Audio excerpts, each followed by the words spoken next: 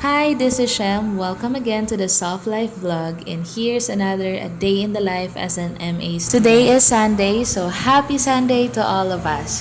And today I choose to join the worship service of CCF North EDSA. Supposedly ay mag-online worship service ako, pero pinilit kong bumangon at sumama na rin sa mga kasama ko kanina. Iba pa rin kasi talaga yung effect sa akin ng physical service, and hindi ko naman sa ginajudge yung mga nag-online service kasi most of the time nung nag-MA ako talagang madalas nagiging online yung service na na-attend ko. Nakaka-bless din yung sermon nila kasi it focus on the family. And as a Filipino talagang napaka-importante sa atin ang pag-handle ng isang family.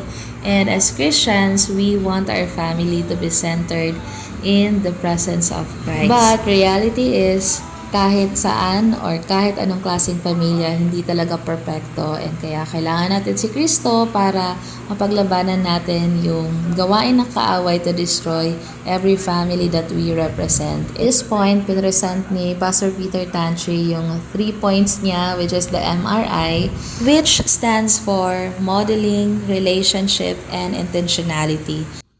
After that, marami din siyang tinawag ng mga individuals para magbigay ng testimony about family.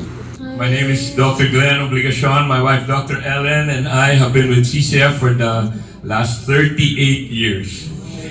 In 2003, I became one of the pastors of CCF and was given the privilege of handling different ministries over several years. During a family retreat last 2010, I heard for the first time directly from my wife and children about the emotional wounds I have caused each of them. I was told that during our regular family meetings, I would display pride and unforgiveness.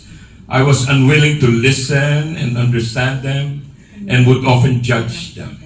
Despite repeated exchanges of apologies and forgiveness, I continued to wound my family with my words and actions. I pleaded with God to take control of my heart, and I also did my part to improve.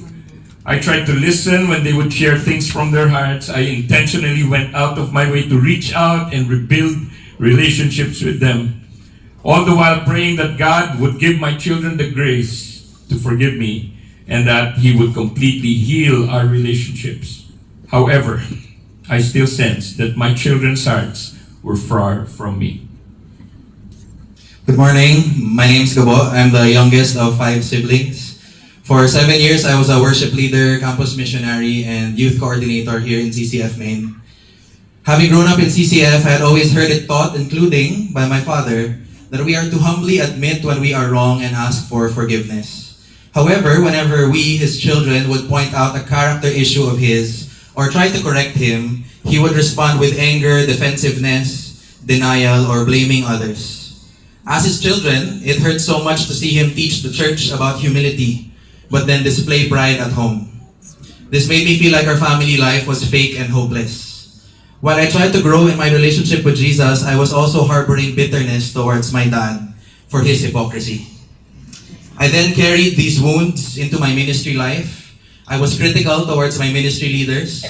I told myself that I would not end up like my father or my authorities. But because my motivation in ministry came from bitterness, this led to more pride. Then pride led to lust. And for many years, I struggled with so many secret sins that I became the very thing I hated the most, a church leader who was a hypocrite. The pandemic came and led to more intense arguments and clashes at home. But one day, the Lord deeply convicted me that I was dishonoring Him. I spent time confessing my sins, forgiving each person who had hurt me, including my dad, and recommitting myself to the Lord. Immediately, I confessed these realizations to my parents and siblings, and they responded with grace, gentle words, tight hugs, and tears of joy. I saw that the Lord used my confession to further encourage the need for vulnerability in our family. I saw the Lord softening my dad's heart as well, because he started asking me questions like, "Son, what could I have done better so that you would have felt more comfortable to open up to me?" My whole family journeyed with me in my lowest moment as I healed. Now, during this time of healing, the Lord led me to study in a seminary named IGSL. It was here that the Lord sent me a Christian counselor who's been meeting with me weekly for the past 3 years, helping me process everything that's happened to me, so that I could continue growing in God's grace and forgiveness, especially towards my family. Although I had stepped down from ministry at that time, I gained a restored relationship with God and a renewed relationship with my family. The greatest healing that the Lord has done is how He has helped me view my father in a more gracious and understanding way. I realized that my dad was adjusting to the expectations of being a Christian husband and father while juggling the pressures of being a pastor and doctor. Today, I have a renewed love for my father and for my family. By God's grace, today I get to enjoy serving alongside my dad, something I never thought I'd be able to do before. The Lord has made me realize that parenting is a lifelong learning process. As a follower of Christ, I am supposed to lead by example. However, I failed to do that with my family. I now realize that I need to watch the tone of my voice, stop using sarcastic words, listen to understand instead of listening to reply, and I need to acknowledge whenever I'm wrong. Colossians 4 verse 6 says that I need to let my speech always be with grace, as though seasoned with salt, so I will know how to respond to each person. My heart rejoices that I can now minister not only to, but also with my son for God's glory.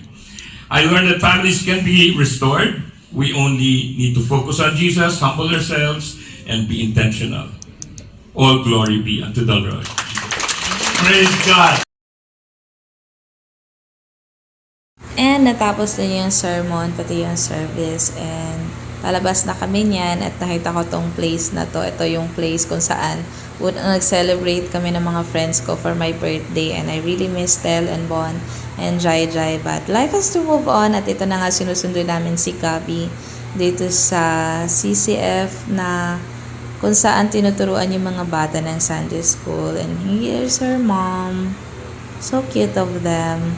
And after that, lumabas na kami, and sila naman yung beautiful picture of family for me this Sunday. I really admire this couple and wanna thank them for adopting me as their eldest. Ayun, minsan nanay ako ni Gabi, minsan naman parang kapatid lang din nila ako, and I can feel the sincerity and the ministry that God put in their hearts to minister with students, especially sa mga singles. And ayan, here's the view of the mall. Hindi masyadong matao kasi Sunday at that time. Pero nung umalis kami dyan, medyo dumami-dami na sila. Thinking God also to taste one of the yummiest ramen in town. Kalimutan ko yung name niya. After ng pag-uwi ko, natulog ako. And here's another fellowship with Ebenezeerians. Hindi pa kami complete niyan ha, lalong-lalo na kung magkaisa talaga lahat ng kamakop na nandito sa HSL. Sobrang ingay talaga. As much as we can, tinatry talaga namin na mag-bonding kahit once a week lang or kahit ilang oras lang talaga.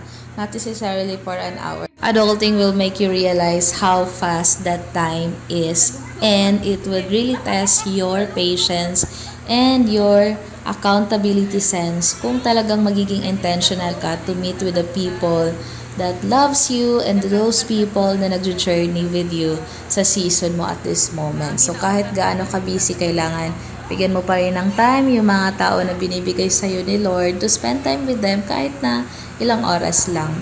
And I was also reminded na kahit saan pala may provide talaga si Lord na family, kahit hindi mo naman sila kadugo. And these people have journeyed with me since I was in Bible school, and right now na nag-MA kami together, parang wala naman talagang nabago sa bonding namin. And if kung meron man, mas the more kaming naging mature to handle each other, and the more na nag-mature din yung pagmamahal namin sa isa't isa. Masyado na ako naging madrama dito. Thank you, Kuya Brian, for the coffee. Talagang nakakataas ng standard, no? Parang gusto ko rin, Lord, ng asawa na magaling gumawa ng kape. Huy! Ito na talaga naiisip natin pag gabi na. So, here we are. My turn! Anak ko dapat na i-heart. Tanawin doon nato kung nabay heart. Sige lang, dili giday ko in love. Okay, man gida na himong heart. Wala gid teo, tanawa. Sige tama in love ani pa dili pa hapon this year. Goal ko din talaga na matutong gumawa ng ganitong klaseng kape, yung may pa-design ng heart, kasi naman mahilig tayong magkape. So dapat marunong din tayong gumawa. So, basically, ito lang, nagchichika lang kami, nag-update ng buhay sa isa't isa for the whole week.